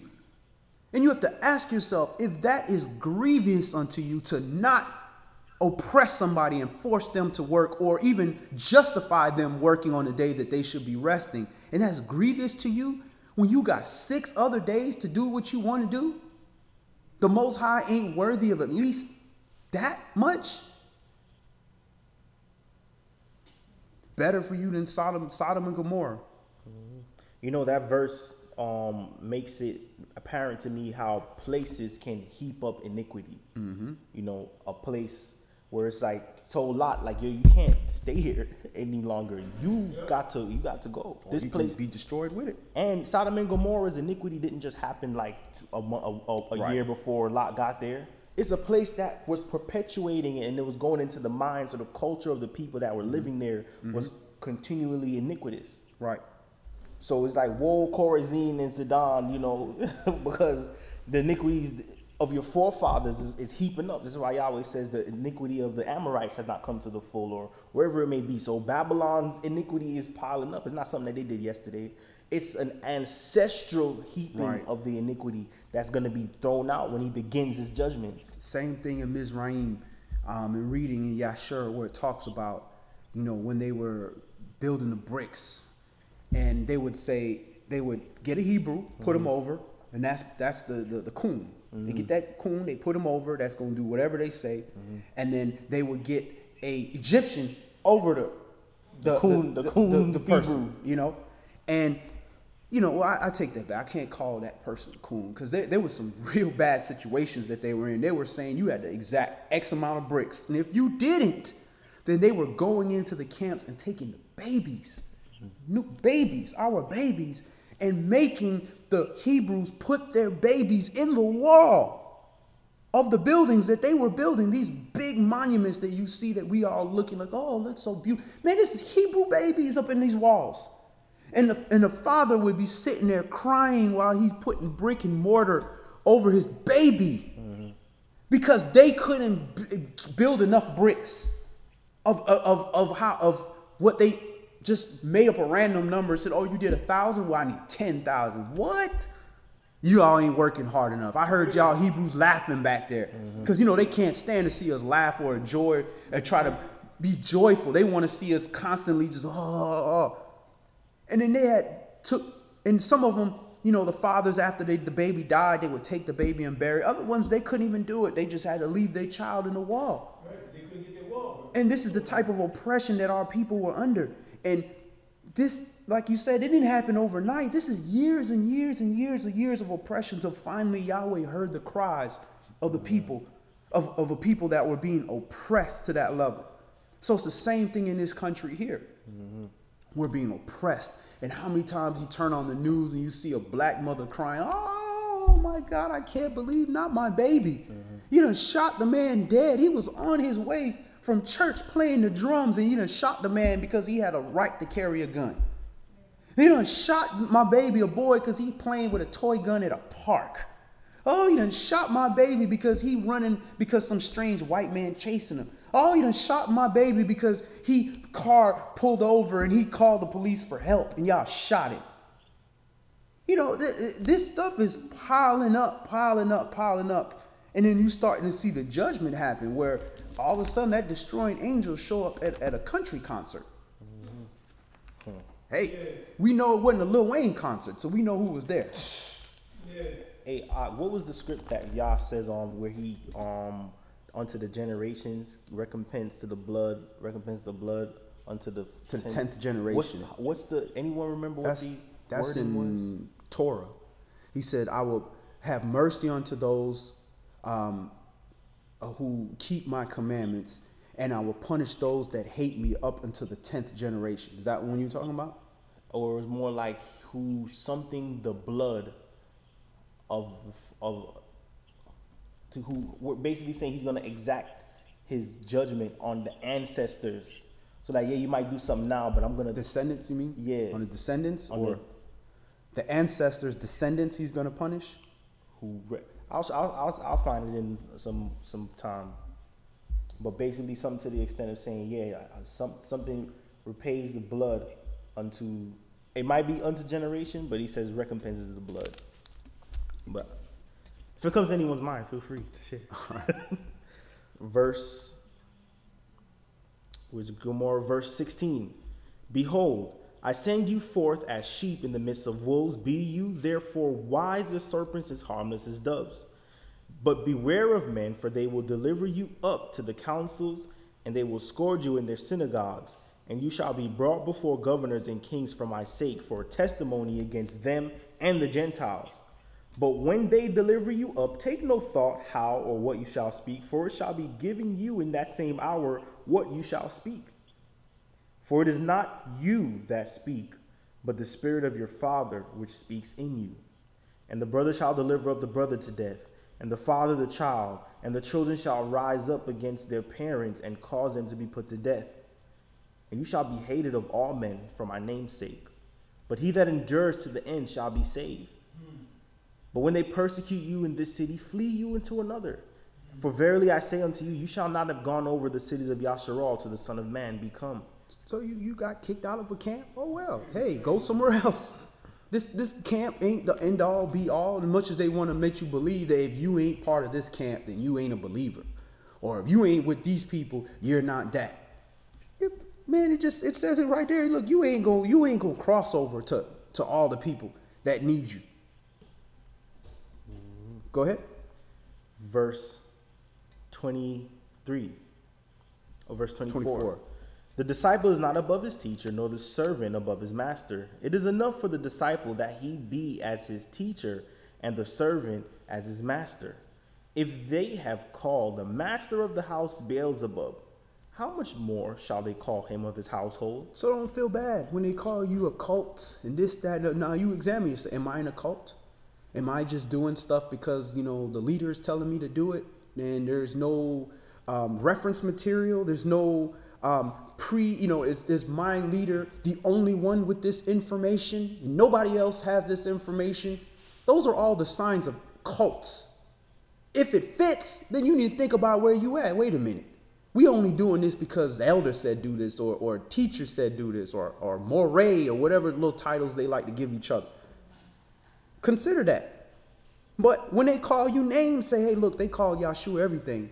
And besides, names ain't supposed to hurt your feelings. These people were getting stoned and whipped and put in gazing stocks and all. So if somebody call you a Pharisee or whatever, oh, well, examine yourself, make sure it doesn't fit, and wipe it off. Dust yourself off. Keep moving. I found the script. This is Deuteronomy 32, verses 40 to 43. It says, for I lift up my hand to heaven and say, I live forever. If I whet my glittering sword and my hand take hold on judgment, I will render vengeance to my enemies and will reward them that hate me. I will make my arrows drunk with blood, and my sword shall devour flesh, and that with the blood of the slain and of the captives from the beginning of revenges upon the enemy. So basically it wasn't the same, but it's like everything y'all did here, I'm gonna revenge it on you. You gonna get it. Now, all that blood, I ain't forgot it. I didn't forget it. So it's all that iniquity is building up, and Yah is a revenger of ancestors. You feel me? Like the blood of righteous Abel is on you. Right. And I was just looking at that, and we were talking about that before class. These people, that are doing this wickedness, he not just gonna punish some little innocent, nation of people that, hey, we're all walking, we've repented, we're walking in righteousness, and all of a sudden they're getting slayed. He's not gonna operate like that. But the the killer, the racist, raises another racist, raises another racist. Now, he might be a little bit less racist than the other one because he can watch basketball and football and all that. But at the end of the day, he still got those characteristics that he going to look at the regular black man and treat him like crap. And all this stuff is going to come to you. And we were talking about Esau, how we, the worst doctrine out here they teach it now is all white man is Esau, which means we can just look to white people and be like, that's our enemy. No. Esau is your twin brother, for one. He's a Hebrew, for another. He's of the seed of Eber. But Yah knew from inside the womb that this child was going to be wicked. Yet he still gave the child a chance. But the child did exactly what he was supposed to be doing. So that spirit of Esau is, I am covetous of my brother, and I hate his spiritual gift and the fact that he wants spiritual things. And he hates his brother for no cause and wants to murder him. We've all met brothers like that. The bully in the block, they just want to kill you for no reason. But I didn't do nothing to you. Why you hate me so much? That is Esau. That is the spirit of Esau. And he going to look just like you walking around here, but he going to hate you for no reason. He going to have swag. He going to be able to dance and do all this stuff like you see them people over there in the eastern part of Africa, which they call the Middle East, all that. They got the same swag we got. You see them, they can dance, they dress like us, they look like us and all this stuff, but they hate you. They hate you, and they will make league with any nation to destroy you. That's Esau. Not some people that just showed up a couple hundred years ago of insignificance. To further reinforce what you were saying here, Yahshua right here in verse 18, it says, and you shall be brought before governors and kings for my sake, for a testimony against them and the Gentiles. So this is basically saying, during this time, you shall be given up into captivity. You shall be hated for all men's sake. You being chased around all Israel. That's your judgment.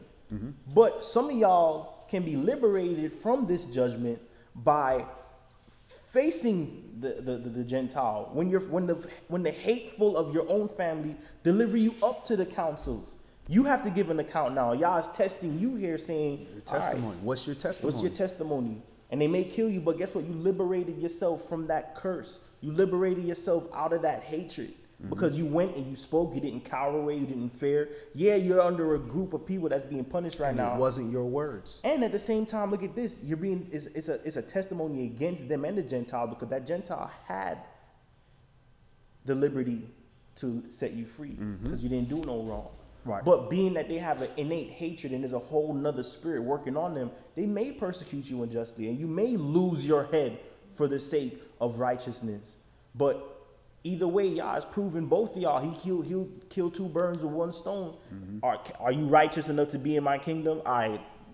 Are you a righteous Gentile? All right. Did you fear when it came time to testify? You didn't? Okay. Did the Gentile liberate you? All right. You know what? You're cool by me.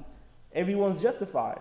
But if they slay you for righteous words that you say, rightfully Yah will put that judgment upon that nation, these Gentiles. And all he's done is tempt these Gentiles by putting Israel in their hands. Like, look, I feel like punishing them. I'm going to deliver you into an unrighteous nation. And I know that nation is unrighteous. So I'm going to use their unrighteousness to be a whip unto you. But those of that unrighteous nation who are righteous will not afflict you in the same manner that the rest of the nation is afflicting you. So in Yah's wisdom, he's going to work it all out. But do you have the insight to see exactly what's going on? Right. And for you to have testimony, you gotta be a good witness. You can't be brought up there because you done robbed and stole and murdered, and then you trying to talk about the righteousness of the law. They ain't trying to hear that. What kind of testimony is that? You was brought up there because you a thief. You stole. And at least the thief that was there, that was next to Yahshua, said, look, I belong here. You don't. That's his testimony. This man is righteous. Remember me. Go ahead, Elder. I just wanted to add a verse that, from Torah that talks about Yahweh's witnesses, and he says, that's verse 43 in Isaiah. He said, you are my witnesses. Yeah, verse 10. You are my witnesses. He's talking about Yahshua, said Yahweh, and my servant whom I have chosen, that you may know and believe me, and understand that I am he. Before me there was no Elohim formed, neither shall be after chose you. And because I chose you, and you heard my words, you followed my words, you did, and you're obedient to my words. So yeah, we have become his witnesses to proclaim Yahweh's love, his word, his truth. You know, in the eyes of adversity, in the pain that we're going to go through. Mm-hmm. This is why we study. This is why, because Yahweh don't look at us and say, okay, that's my son. I taught him, I've been proving and playing different scenarios with him, and he's not going around the mountain anymore, he's starting to go up the mountain. He's starting to learn the error of his words. He's starting to truly repent. It's hard to understand what he's really done. So he's going to be my witness. He's going to be my ambassador. He's going to lead the ones that need to be taught. You know, so to give Yahweh glory. So I just wanted to bring that up because it strengthens what my brothers and y'all talking about. Right. So we Yad-Heh-Wah-Heh's witnesses. We his witnesses. So who's Jehovah's witnesses then? Yeah. I don't know them guys. They ain't in this book. Jehovah is ruin and destruction. You're a witness to that. What happens when you don't keep these commandments? You're going to be in ruin and destruction. Of all the righteous delivered into the hands of the Gentiles, you see the example of Yeshua. He didn't cower away. And then you see the Gentile had the power within their hands to let this person go free and did not because of bloodlust. Right. He even sent the dreams to his wife. Dreamt it. Look, I don't know. Something about this man. Hey, don't do it. It wasn't necessarily she was in righteousness or nothing, but he said, listen, I gave you a chance. Gave you a warning. You freed him. But you think that, okay, well, I'm just going to wash my hands. Well, you ain't washing your way from that judgment.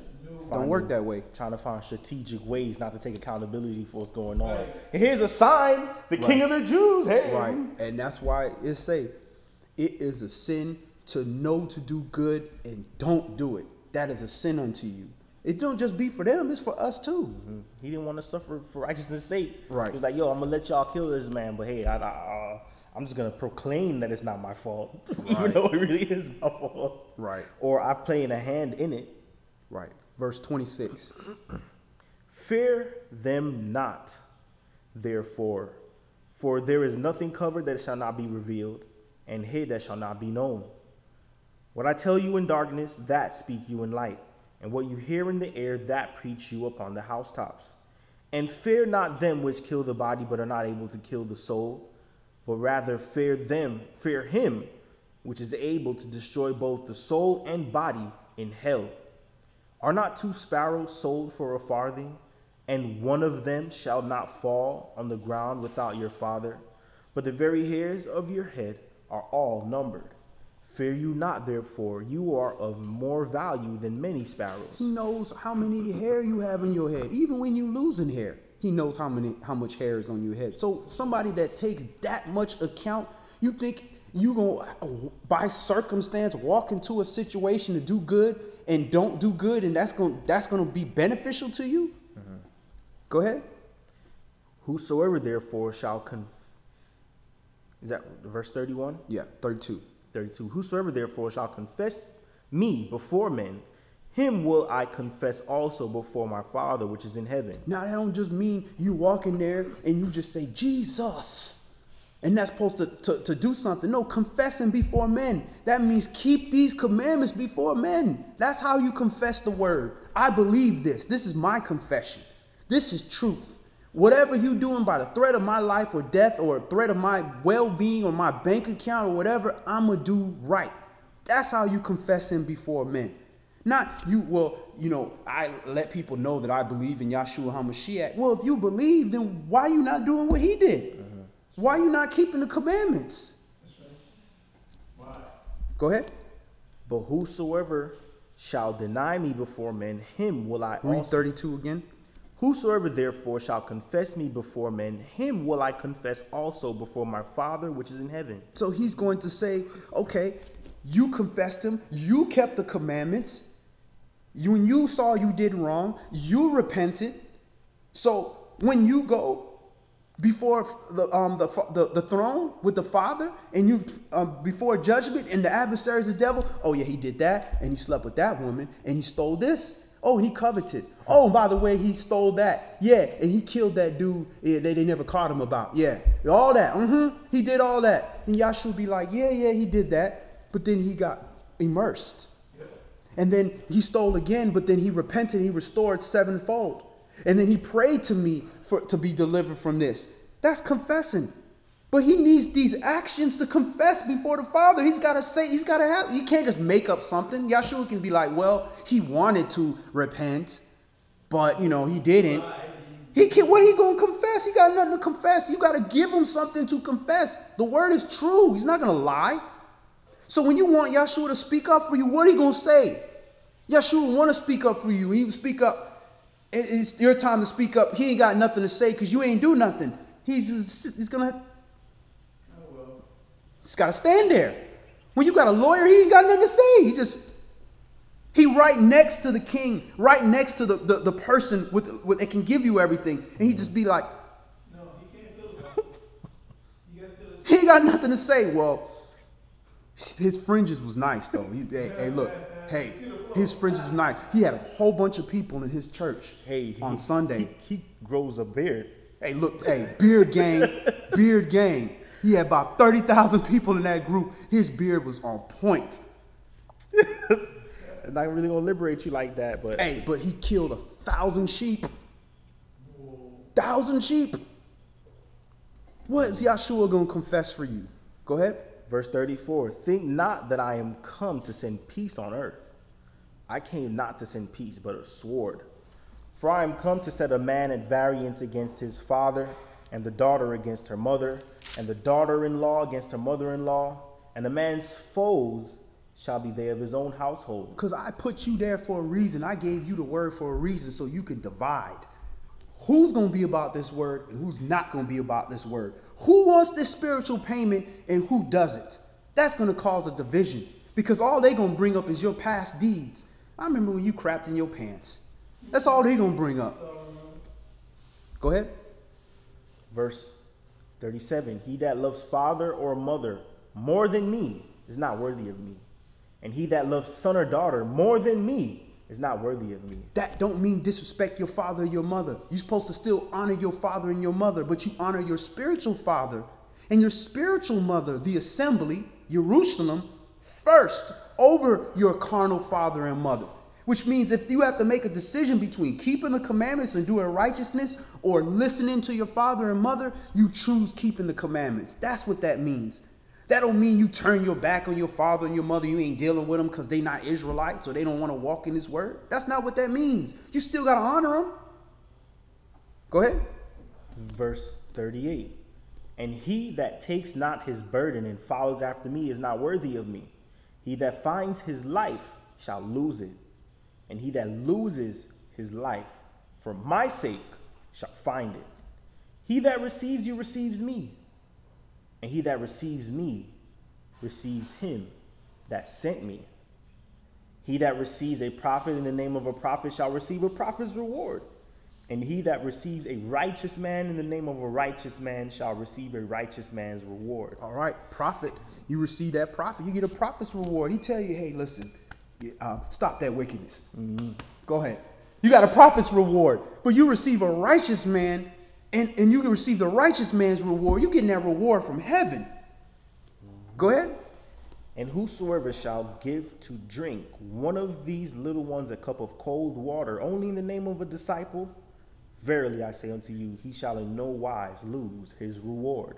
All right. So we're gonna cut the class right here. We got about 6 more readings, so we'll probably either pick this up next Shabbat or in Bible study. So that's all we're going to do today. Again, we want to focus on what the goal is to receive that spiritual payment. No payment they could give you here on this earth is going to be worth your eternal resting place. So let's go ahead and end in prayer. All brothers remove their head coverings. All sisters pray with their heads covered.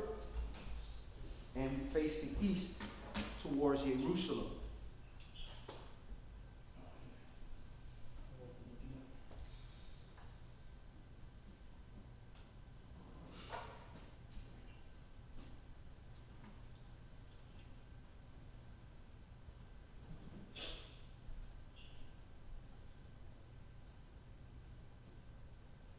And again, we face the east, not because we facing the sun or anything like that. We facing towards the temple.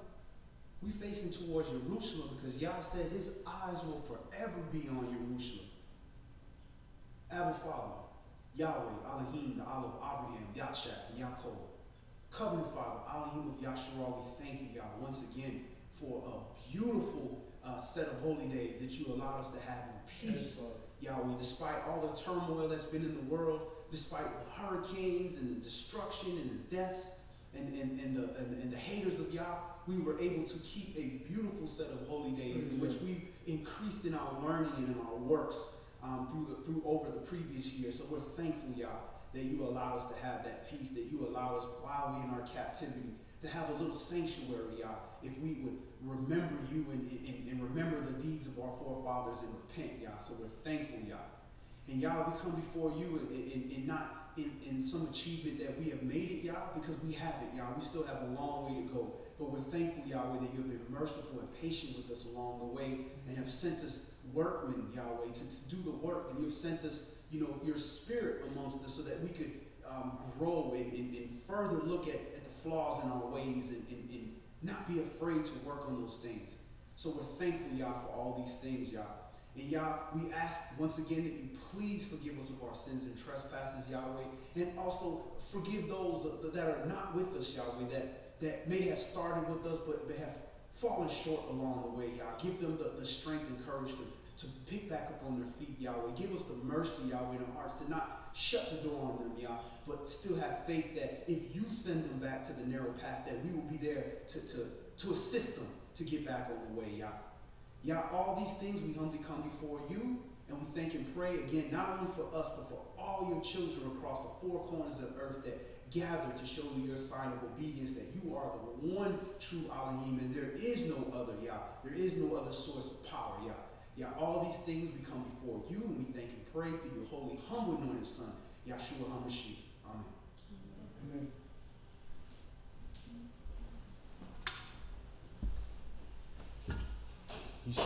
You stop that?